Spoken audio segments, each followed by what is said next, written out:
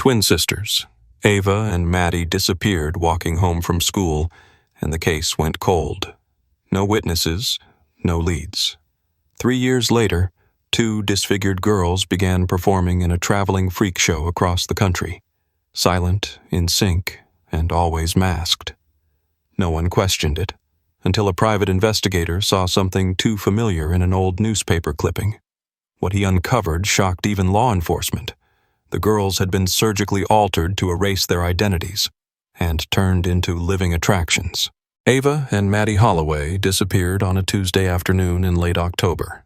They were 12 years old, identical twins, and walking home from school in a quiet residential neighborhood in Cedar Falls, Iowa. It was a 10-minute route they had taken every day. They were last seen at 3:17 p.m. on a security camera at the corner gas station, buying a bottle of orange soda. The clerk remembered them because they were laughing about something and one of them dropped a quarter. After that, nothing. At 4:05 p.m., their mother, Janet Holloway, called the school. The secretary told her the girls had left on time. At 4:23, Janet called the police. The initial response was procedural. A patrol car cruised the neighborhood. Officers knocked on doors. Nobody had seen anything. By 6:00 p.m., helicopters were in the air and search teams were sweeping the woods near the edge of town. Bloodhounds tracked a scent to a gravel pull-off near the interstate, then lost it. The next morning, a full-scale investigation began. The FBI joined in by day 3. Flyers went up across the state. The story made regional news. Volunteers combed ditches, abandoned barns, and old wells. There was no ransom note, no sign of a struggle, no dropped backpack or torn clothing. Cell phones? Both dead. Credit card use? Nothing. Surveillance footage along every likely road out of town was checked. Nothing. Whoever took them knew exactly what they were doing. 3 weeks in, the leads dried up. Investigators started looking inward. Rumors about the parents, teachers, a neighbor who owned a white van. All dead ends. The Holloways hired a private investigator, but he found no new trail. Months passed. Tips trickled in, most from psychics or mentally unstable callers, each one false. By spring, the press had moved on. Police cut the task force down to 2 part-time detectives. Locals avoided bringing it up. It hurt too much. Janet Holloway refused to stop. Every day she sat at her kitchen table, reviewing maps, calling people, keeping a calendar of dates and sightings that never led anywhere. Her house remained untouched. The girls' room stayed the same. The case was officially downgraded to inactive by the end of the year. In law enforcement language, that meant cold. But across the country, 2 girls with strange scars were preparing to go on stage. 3 years after the disappearance, a traveling circus called Moreno's World of Wonder set up in a small town outside Flagstaff, Arizona. It wasn't a high-end production. The posters were cheap, the tent faded, the crowds small. But one act drew attention everywhere it went. Billed simply as the Silent Sisters, it featured 2 girls in matching costumes with heavy stage makeup and thin masks that only covered their eyes. Their movements were synchronized down to the blink. They performed slow, eerie routines that involved contortion, mirror mimicking, and moments where they froze and stared into the crowd as if trying to make eye contact with someone specific. Locals talked. Some called it artistic. Others said it was disturbing. A journalist from a regional blog posted a blurry photo and wrote a short piece titled "The Creepiest Act in the Southwest." The girls didn't speak. They didn't smile. When the show ended, they were led off stage immediately and didn't interact with anyone. No meet and greets, no photos, no social media. Their identities were never listed. No one even knew their real names. Backstage, the twins were kept in a small trailer away from the other performers. A man named Coach Rigo acted as their handler. He told others they were Eastern European, didn't know English, and were sensitive to noise. He refused interviews and kept the door locked at all times. Even other circus workers rarely saw the girls outside their act.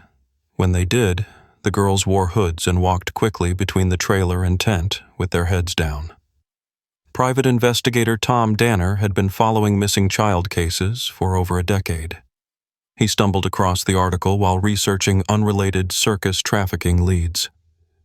Something in the photo stopped him. It wasn't the faces. It was the way the girls stood. Close, mirrored. Left hand curled the same way, chin tilted at the same angle. He pulled the original flyer from the Holloway case. The resemblance wasn't visual. It was behavioral. Danner called the blog editor and asked where the circus was headed next. He bought a bus ticket and followed them to Santa Fe. He watched the act from the front row. Halfway through the performance, one of the girls looked straight at him, not around him, not past him, at him. She didn't blink, didn't flinch. And Danner knew. They weren't performers. They were survivors. Tom Danner didn't go to the police. Not yet. He'd been around too long to trust quick action in a case this buried. Instead, he went to the next stop on the circus's route, Las Cruces, New Mexico, and started watching everything. He tracked license plates. He photographed staff. He found out where the trailers parked overnight. Over the course of a week, he noticed a pattern. The twins never left their trailer except to perform. The man called Coach Rigo kept all access restricted. Even the ringmaster seemed to stay clear. Danner approached a former employee who had been let go weeks earlier for drinking on the job. He paid him $200 for information and a name, Dr. Lazaro, a traveling surgeon from South America who had spent time with the show during a 6-month tour through Mexico and Guatemala. Danner traced this man to a shut-down medical clinic near El Paso that had been raided for operating without a license. No charges stuck. No records remained. But a shipment log showed that large quantities of general anesthetics and post-op antibiotics were signed out under fake names. From there, Danner cross-referenced the circus's travel records with missing children reports from the same time period. There were at least 4 possible matches in 3 different states. All girls, all vanished near highways, all with no trace. But the Holloway twins were the only ones who matched the age and build of the Silent Sisters. He needed proof, real proof. So he followed the circus again. Late one night, he snuck into the grounds and got close to the girls' trailer. Through a narrow window, he saw them without makeup for the first time. The scarring was severe. Around the jawlines, under the cheekbones, across the bridge of the nose. Not from accident or abuse. These were surgical. Faces reshaped, identities removed.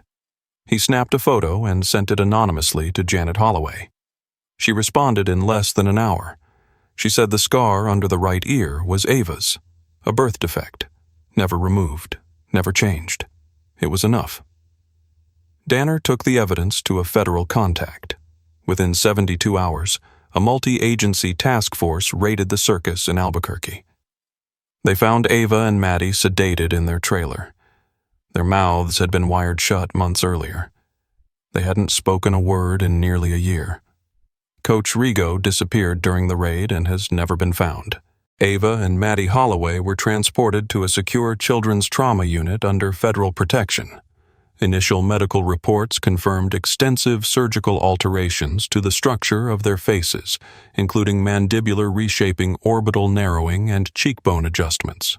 Scars on the back of the neck and jawline suggested multiple procedures over time. Dental records were the only thing that confirmed their identities with 100% certainty. Their mouths had been sutured internally, a crude method to prevent speaking or screaming. Surgeons removed the wiring. The girls still didn't speak. Janet Holloway flew in the same night. The reunion wasn't what she had imagined. The girls stared at her without expression. She recognized Ava by the small crescent-shaped scar below her right ear. Maddie had a similar mark on her hip from a childhood bike injury. The moment Janet touched their hands, both girls flinched, then froze. It took 6 days for Ava to whisper a single word. Maddie didn't speak for nearly a month. The investigation into Moreno's world of wonder expanded rapidly. Undercover agents traced former circus routes and found records of forged passports, medical supply shipments, and large unreported cash transactions. Multiple arrests were made, including 2 individuals in Texas linked to a cross-border child trafficking ring. Authorities believe the twins were taken on commission and prepared specifically for use as part of a long-term circus act designed to exploit their synchronized behavior and broken identity. They were rebranded as mute freak performers marketed as orphans from Eastern Europe. Coach Rigo's real name was never confirmed. No fingerprints, no DNA, no banking history. Witnesses described him as calm, organized, and always carrying cash. Interpol flagged a similar profile active in Hungary in the late 2000s. That man was linked to at least 3 disappearances. No body, no arrest. Ava and Maddie eventually began working with a trauma specialist who helped reintroduce language through music therapy and silent mirroring exercises. Speaking remained difficult, but recognition returned. They identified their childhood home in photos. They pointed to their favorite books, their old dog, their teacher. Their sense of self had been buried but not erased. The story broke nationally 6 weeks after the raid. Most people just remembered the act, the silent sisters, the girls in masks who moved like shadows. What they didn't know was that while they clapped, the twins had been begging to be recognized.